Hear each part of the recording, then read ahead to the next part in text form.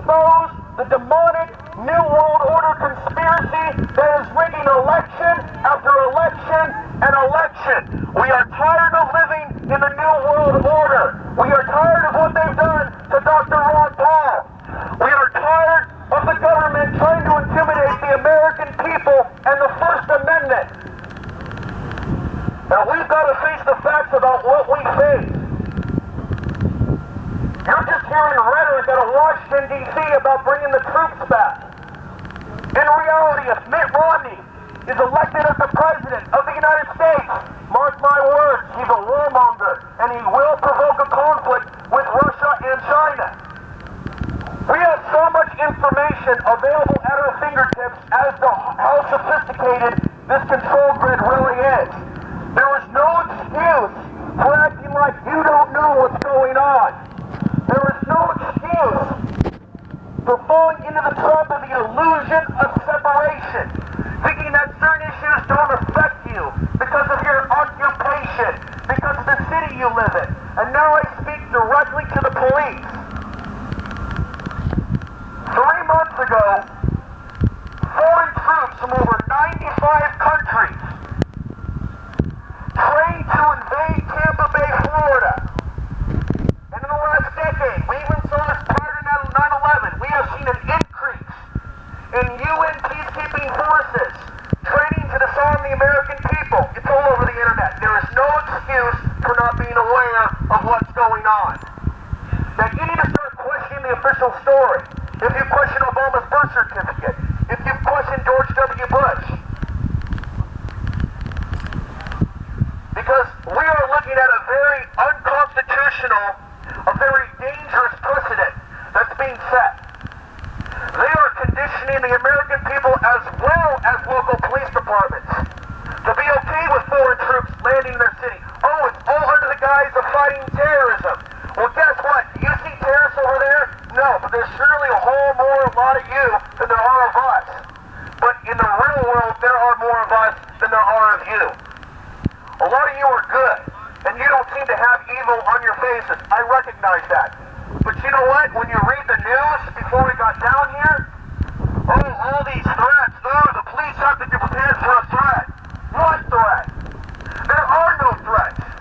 It came out in the news a couple of days ago. Oh, anonymous or somebody leaked the addresses of police officers. Who do you think really leaked that? Your commanders. Not your commanders that you know, that you shake hands with. The people running the Department of Homeland Security. When you study Nazi Germany, when you study Soviet Russia, when you study Communist China, and you look at the world today, you see the same tactics. You see riot punks wearing the same outfits. You see the same surveillance society apparatus. And unfortunately, on the faces of the police around the world, you see the same smirks. There's certainly nothing to smirk about. We are all in this together. And I am convinced in the years ahead, we will see how much we are in this together. Because don't you think for a second that those foreign troops are for us. Those troops are for some of you. When you do not obey unconstitutional orders to detain American so-called domestic extremists indefinitely. What more do you need when NDAA was passed by Barack Obama and Romney supports it? What kind of a person doesn't have the morality inside of their heart to understand the evil and the wickedness that surrounds us? Every day we read about how bad this economy is getting. And that's why we need to have conversations about how we can separate from the federal government, because we are enslaved to the system. There's a reason why your name is in capital letters on your driver's license. You are all considered bonds on the national debt.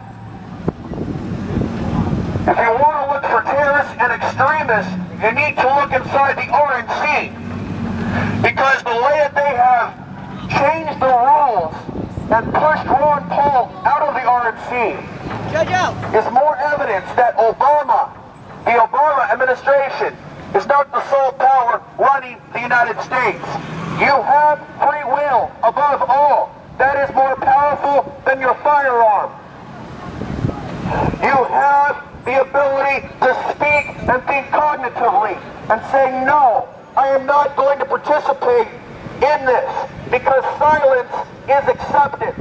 And it has always been that way. Silence is acceptance and apathy is a disease. Where are the real protests?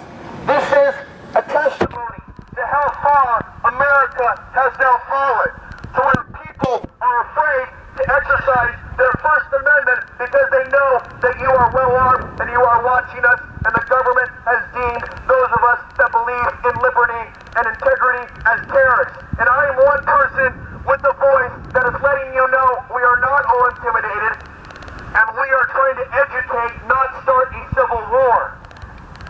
It is the government that is trying to engineer a civil war. 750 million rounds of hollow point bullets. Who do you think that is actually for?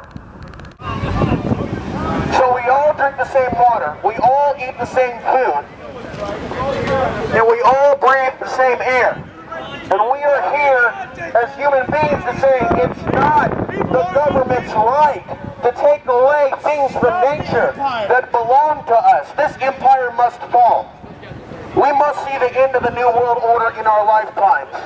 And this is where we need to take the Liberty Grass movement forward beyond the 2012 time frame, beyond what is currently the Liberty movement, which is currently rallying around one individual. But we are more powerful than that, and we know the political process is rigged against us, and we are going to push the Liberty movement forward.